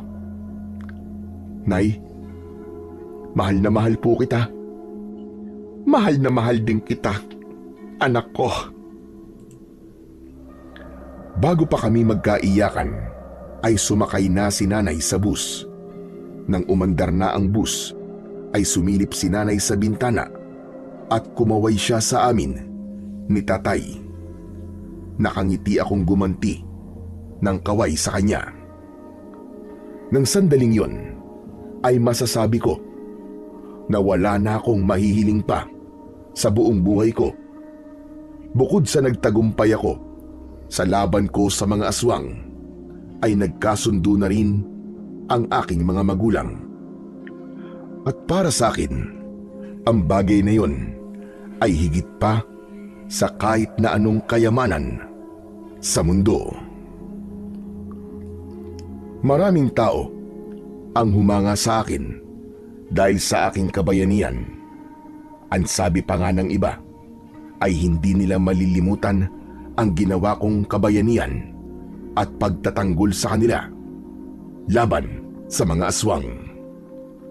Nagsimula na rin akong magsanay sa pakikipaglaban sa tulong ng aking ama. Paminsan-minsan, dumadalaw si nanay sa amin at isang araw ay dinala niya kami ni tatay sa Maynila para doon ay mamasyal. Nang dahil sa mga nangyari, ay natutunan ko na ang tunay na kabayanihan ay hindi lang nasusukat sa tapang, kundi sa pagharap sa isang bagay na kinatatakutan ko para sa kapakanan ng mas nakakarami.